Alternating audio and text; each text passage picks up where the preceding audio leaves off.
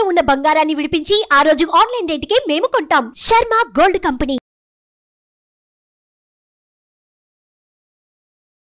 నమస్తే, welcome to Suman TV. నేను మీ యామ్ని.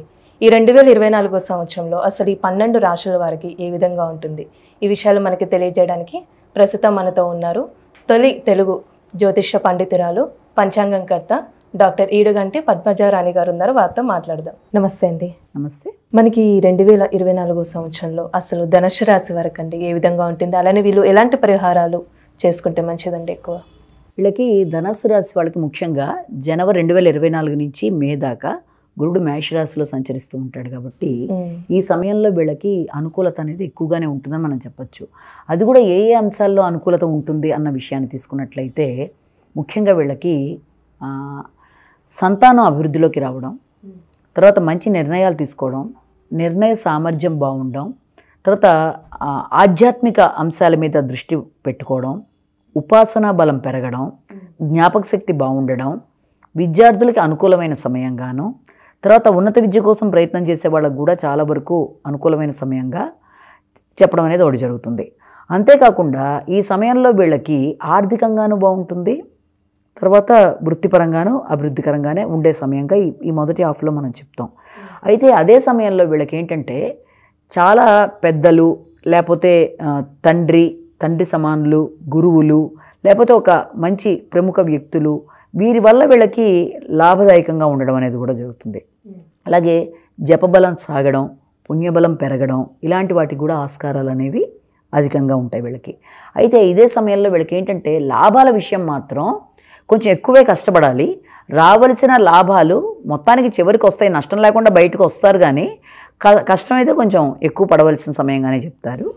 అలాగే దాంతోపాటుగా వ్యక్తిగత గౌరవం అనేది ఒకటి ఉంటుంది కదా, అది అంటే సంఘంలో పేరు ప్రఖ్యాతలు, వ్యక్తిగత గౌరవం, ఇలాంటి విషయాల్లో కూడా వీళ్ళకి అనుకూలత అనేది ఉంటుందని కూడా చెప్పచ్చు. అయితే ఇదే సమయంలో వీళ్ళకి ఇటుపక్కన గురుబలం బాగానే ఉంది, శని బలం కూడా బాగానే ఉండడం జరిగింది. అయితే సెకండ్ హాఫ్కి వచ్చేటప్పటికి గురుడు వీళ్ళకి ఎప్పుడైతే వృషభ రాశిలోకి వెళ్తాడో ఈ మే నుంచి డిసెంబర్ మధ్య సమయాన్ని కనుక తీసుకున్నట్లయితే వీళ్ళకి అనుకోని వ్యక్తులతో వీళ్ళని ఇబ్బంది పెట్టడానికి వ్యక్తులు ప్రయత్నం చేయడం, ఆ ప్రయత్నం వల్ల వీళ్ళకి ఎక్కువ శ్రమకి లోనవ్వడం, వీళ్ళకి దానివల్ల కొత్త రకమైన ఇబ్బందులు, ప్రశాంతత లోపించడం, ఇలాంటి వాటికి అంటే శత్రువులు వీళ్ళని ఇబ్బంది పెట్టే ప్రయత్నాలు చేయడం లాంటి దానికి అవకాశాలు అయితే ఉన్నప్పటికీ కూడా దాని యొక్క ప్రభావం వల్ల వృత్తిపరంగా కొంత అననుకూలతలు లాంటివి, వృత్తిలో కొంత అసంతృప్తి, అధిక శ్రమ, బాధ్యతలు, ఇలాంటివన్నీ కూడా వాళ్ళకి ఎక్కువగా పెరగడానికి అవకాశాలు ఉన్నాయి. అలాగే ఖర్చులు అనేవి కూడా మంచిగా పెడతారు, చాలా ఎక్కువగానే ఉంటాయి. శక్తికి మించిన ఖర్చులు లాంటివి ఉన్నా కూడా అవి ఉపయోగకరంగానే ఉంటాయి. దీర్ఘకాలిక పెట్టుబడులు పెట్టడానికి ప్రయత్నాలు చేస్తూ ఉంటారు. అలాగే పెట్టిన ఖర్చుకి మంచి ప్రతిఫలం, సత్ఫలితాలే సిద్ధించేట్టుగా ఉండడం అనేది జరుగుతుంది. అలాగే ఏదైనా నిర్మాణాత్మకమైన విషయాల మీద ధనం ఖర్చు చేయడానికి వీళ్ళు ప్రయత్నం చేస్తారు. అయితే దీంట్లో ఏంటంటే సమస్యలు ఏదన్నా వచ్చినా దాన్ని కూర్చొని సాల్వ్ చేసుకున్నట్టుగా వ్యక్తులతో చర్చించి ముందుకు వెళ్తే వీళ్ళకి బాగుంటుంది.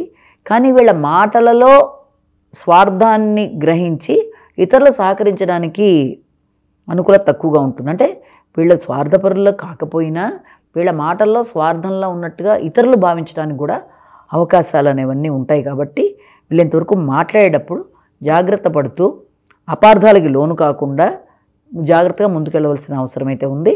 అలాగే శని భగవానుడి వల్ల కూడా వీళ్ళకి సహకారం, సేవక సహకారం కానీ, వ్యక్తుల సహకారం కానీ, తర్వాత ఇలాంటి వాటికి అవకాశం బాగుంటుంది. బాగున్నప్పటికీ కూడా ముఖ్యంగా సంతానం కానీ, లేకపోతే వారి యొక్క హయ్యర్ ఎడ్యుకేషన్ విషయంలో కానీ, వారి తండ్రి గారి విషయంలో కానీ, ఆకస్మిక పెట్టుబడులు పెట్టేటప్పుడు కొత్త వారిని నమ్మే విషయంలో కానీ, ఇలాంటి విషయాల్లో మాత్రం కొంత జాగ్రత్తలు తీసుకోవాల్సిన అవసరం అయితే ఖచ్చితంగా ఉంది. ఇక రాహుకేతువుల విషయం తీసుకున్నట్లయితే దీనివల్ల వృత్తిపరమైన వైరాగ్యాలు అనేవి వీళ్ళకి అధికంగా ఉంటాయి. అంటే ఉన్న వృత్తిని వదిలేద్దామా, లేకపోతే కొత్త దాంట్లోకి వెడదామా, లేకపోతే కొన్నాళ్ళు మనం సెలవు పెట్టి సాగిపోదామా, లేకపోతే అసలు ఎందుకు వచ్చిందిలే అని తెలియని ఒకలాంటి వైరాగ్యం అనేది వృత్తిపరంగా కూడా ఏర్పడే అవకాశాలు ఉంటాయి ఆ పరిస్థితుల రీత్యా. ఎందుకంటే వృత్తిపరంగా వీళ్ళు ఆశించిన స్థాయిలో ఉండే పరిస్థితులు లేవు కాబట్టి కొన్ని అననుకూలతలు ఎదురవుతున్నాయి కాబట్టి ఆ రకమైన భావనలకు కూడా అవకాశం అనేది ఉంది. అలాగే ఏదైనా గృహ నిర్మాణాలకు కానీ లేకపోతే ఏదైనా అలాంటివి చేద్దాం అనుకున్నప్పుడు కూడా కొంత వాటికి సంబంధించిన విషయాల్లో ఏదైనా చిన్నపాటి ఆటంకాల వల్ల కూడా వీళ్ళకి తొందరగా డెసిషన్ మేకింగ్లో ఇబ్బందులు లాంటివి ఏర్పడతాయి. అలానే ఈ రాశి వారికి వ్యాపారస్తులకు కానీ విద్యార్థులకు కానీ సినిమా రంగానికి సంబంధించి స్త్రీలకి వ్యవసాయం చేసుకున్న వాళ్ళకి ఈ సంవత్సరం మొత్తం అసలు ఏ విధంగా ఉంటుంది? వీళ్ళకి విద్యార్థులకైనా వ్యవసాయదారులకైనా పొలిటికల్ లీడర్స్కైనా వీళ్ళ ముగ్గురికి కూడా మనం తీసుకున్నట్లయితే ప్రథమార్థం బాగుంటుంది ద్వితీయార్థంతో కంపేర్ చేసినట్లయితే, మొదటిది. అలాగే ఇక స్త్రీలు కానీ తర్వాత మనకి వీళ్ళతో పాటుగా మీడియా అంటే ఇప్పుడు సినిమా కానీ టీవీ రంగంలో వాళ్ళకి కానీ తర్వాత వ్యాపారస్తులకు కానీ వీళ్ళ విషయం వచ్చేప్పటికి వీళ్ళకి ద్వితీయ భావం అంటే ప్రథమార్థం కంటే ద్వితీయార్థం వీళ్ళకి అనుకూలత ఉన్నట్టుగా ఉంది. అంటే ఈ రాశి వారికి ఈ సమయంలో మనం ఇలా జాగ్రత్తలు తీసుకోవాలి అలాంటివి ఏమైనా ఉన్నాయండి? ఉంటాయి. ముఖ్యంగా తోబుట్టులతో కానీ స్నేహితులతో కానీ అభిప్రాయ భేదాలు రాకుండా ఉండే అవకాశం చూసుకోవాలి. ముఖ్యంగా మార్చి ఏప్రిల్ ఆ సమయంలో. అలాగే ఏప్రిల్ నుంచి జూన్ మధ్యకాలంలో అయితే వీళ్ళకి డ్రైవింగ్ విషయాల్లో కానీ గృహ నిర్మాణాల విషయంలో కానీ వీళ్ళంతవరకు నష్టపోకుండా అంటే గృహాలను ఏదైనా మనం నిర్మించేటప్పుడు కానీ లేకపోతే ఏదైనా పెట్టుబడులు పెట్టేప్పుడు కానీ వాహనాలు కొనుగోలప్పుడు కానీ వీటి విషయంలో ఆ సమయంలో జాగ్రత్తగా ఉండవలసిన అవసరం అయితే ఉంది. అంటే ఈ రాశి వారికి ఎలాంటి పరిహారం చేస్తే మంచిదండి? వీళ్ళకి నరసింహస్వామి స్తోత్రాలు అని ఉంటుంది, అలాగే సుబ్రహ్మణ్యేశ్వర స్వామి స్తోత్రాలు ఉంటాయి. దాంట్లో సుబ్రహ్మణ్య రుణహరభవ సుబ్రహ్మణ్య అనే శ్లోకం కూడా ఉంటుంది. అంటే ఆ రకమైన సుబ్రహ్మణ్యేశ్వర స్వామికి సంబంధించిన శ్లోకాలు పఠించడం కానీ అలాగే నరసింహస్వామికి సంబంధించిన దేవాలయాలకి వెళ్ళడం కానీ సుబ్రహ్మణ్యేశ్వర స్వామి అంటే కుమారస్వామికి సంబంధించిన దేవాలయాలకి వెళ్ళడం కానీ అలాంటి నియమాలు ఏమైనా పాటించగలిగితే పాటించడం కానీ ఇలాంటివి కనుక చేసినట్లయితే ఈ రకమైన ఇబ్బందుల నుంచి అధిగమిస్తూ వాళ్ళు ముందుకు వెళ్ళగలుగుతారు. విద్యార్థులకైనా వ్యవసాయదారులకైనా పొలిటికల్ లీడర్స్కైనా వీళ్ళ ముగ్గురికి కూడా మనం తీసుకున్నట్లయితే ప్రథమార్థం బాగుంటుంది ద్వితీయార్థంతో కంపేర్ చేసినట్లయితే, మొదటిది. అలాగే ఇక స్త్రీలు కానీ తర్వాత మనకి వీళ్ళతో పాటుగా మీడియా అంటే ఇప్పుడు సినిమా కానీ టీవీ రంగంలో వాళ్ళకి కానీ తర్వాత వ్యాపారస్తులకు కానీ వీళ్ళ విషయం వచ్చేప్పటికి వీళ్ళకి ద్వితీయ భావం అంటే ప్రథమార్థం కంటే ద్వితీయార్థం వీళ్ళకి అనుకూలత ఉన్నట్టుగా ఉంది. అంటే ఈ రాశి వారికి ఈ సమయంలో మనం ఇలా జాగ్రత్తలు తీసుకోవాలి అలాంటివి ఏమైనా ఉన్నాయండి? ఉంటాయి. ముఖ్యంగా తోబుట్టులతో కానీ స్నేహితులతో కానీ అభిప్రాయ భేదాలు రాకుండా ఉండే అవకాశం చూసుకోవాలి.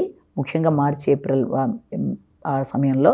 అలాగే ఏప్రిల్ నుంచి జూన్ మధ్యకాలంలో అయితే వీళ్ళకి డ్రైవింగ్ విషయాల్లో కానీ గృహ నిర్మాణాల విషయంలో కానీ వీళ్ళంతవరకు నష్టపోకుండా అంటే గృహాలను ఏదైనా మనం నిర్మించేటప్పుడు కానీ లేకపోతే ఏదైనా పెట్టుబడులు పెట్టేప్పుడు కానీ వాహనాలు కొనుగోలప్పుడు కానీ వీటి విషయంలో ఆ సమయంలో జాగ్రత్తగా ఉండవలసిన అవసరం అయితే ఉంది. అంటే ఈ రాశి వారికి ఎలాంటి పరిహారం చేస్తే మంచిదండి?